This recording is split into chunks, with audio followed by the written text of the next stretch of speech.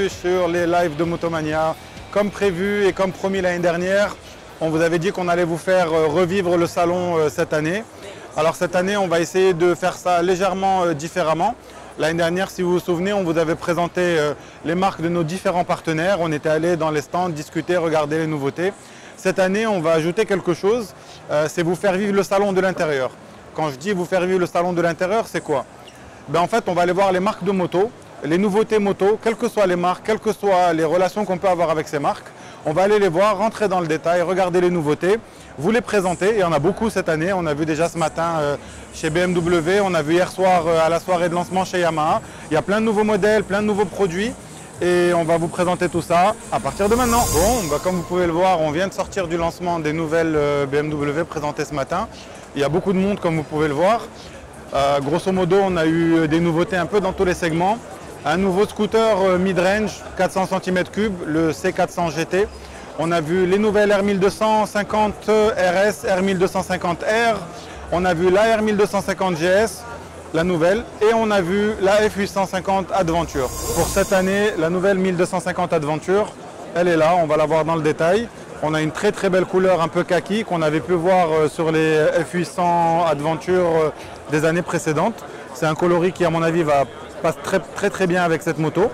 En fait, la grande nouveauté de cette moto, ça se trouve ici. Alors ici, qu'est-ce qu'on a? On a les nouveaux moteurs Boxer 1250 Shift Cam. Shift Cam, qu'est-ce que c'est?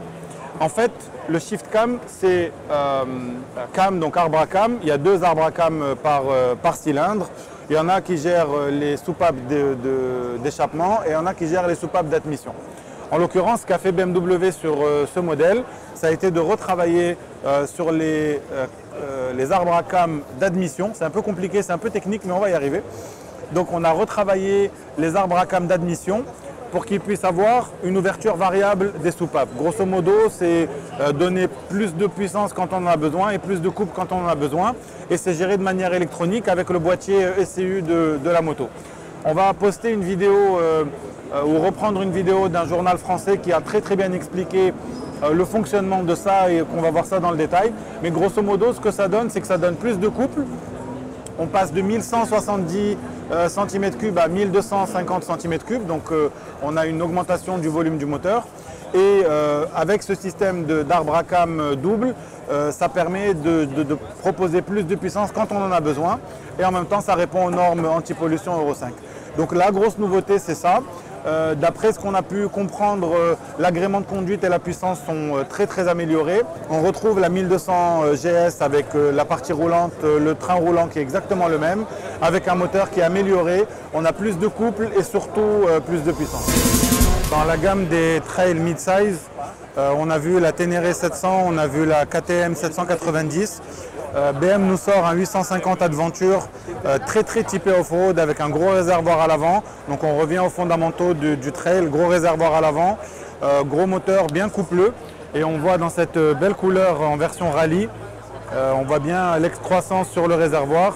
Et on rentrera dans le détail de cette moto un peu plus tard, dès que la pression médiatique autour de cette moto sera diminuée. Autre nouveauté présentée ce matin chez BM, on a un petit scooter 400. Un petit scooter moyenne gamme, donc on retrouve tous les standards de la marque, donc une face très agressive, deux grands sièges, un joli sourire aussi, un petit top case qu'on peut mettre dessus. Donc c'est un petit scooter urbain par définition, petite cylindrée, 400 cm3, ça suffit pour tous les petits déplacements en ville. Ça va venir concurrencer une gamme de scooters coréens et taïwanais et aussi les japonais, on peut penser à l'X-Max 400 par exemple. Nouveauté chez BM cette année, c'est le renouveau du Monstre. Le Monstre, c'est la S1000 RR qu'on voit ici, dans sa livrée HP. C'est un monstre de 1000 cm3, un peu moins de 200 kg et un peu plus de 200 chevaux. Donc ça vous donne une idée du rapport poids-puissance de cette référence. Bien sûr, comme d'habitude, on retrouve tout l'apparat des sportives. Des commandes réglables, on les a ici. On peut régler un quick shifter, des commandes reculées qu'on peut encore adapter, ajuster à sa position de conduite. Un réservoir très creusé pour bien tenir la moto. Transmission par chaîne obligatoirement. un énorme double frein à disque à l'avant, à 2 étriers. Voilà. Il manque plus qu'une ligne complète Accra pour couronner le tout.